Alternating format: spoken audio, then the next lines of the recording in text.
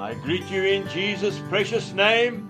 It is Thursday morning, the 10th of November, the year 2022, and this is your friend, Angus Buchan, with a thought for the day. If we go to the Gospel of Matthew chapter 8, and I'm reading from verse 2. And behold, a leper came and worshipped him, saying, Lord, if you are willing, you can make me clean. Then Jesus put out his hand and touched him, saying, I am willing, be cleansed. Immediately his leprosy was cleansed. Are we prepared to get our hands dirty? That's the question the Lord's asking us this morning, because Jesus is. I went to a men's prayer meeting, and one of the men quoted this very scripture that I have just read to you. And again, it challenged me deeply. There was a book written in 1896. It is called In His Steps, written by Charles Sheldon.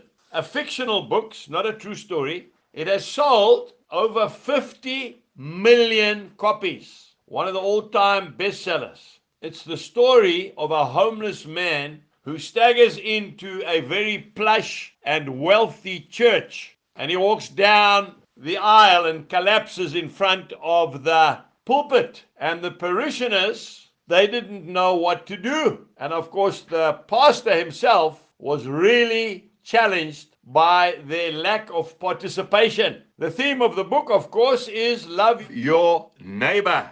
Now, the younger people will remember, and the older, that there used to be a bracelet we used to wear, and on that bracelet was WWJD,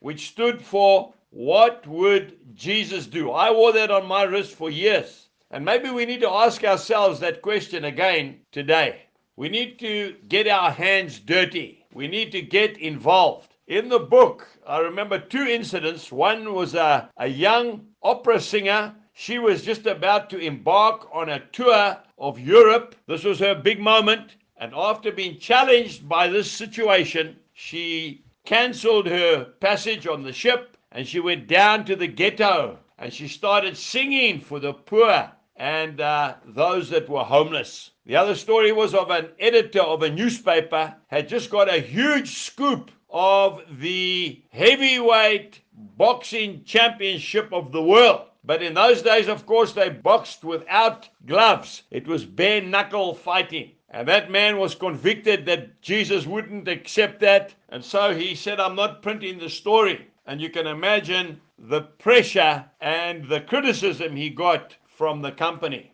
If your faith is costing you nothing, it's worth nothing. Today, let's get our hands dirty. Jesus bless you and have a wonderful day. Goodbye.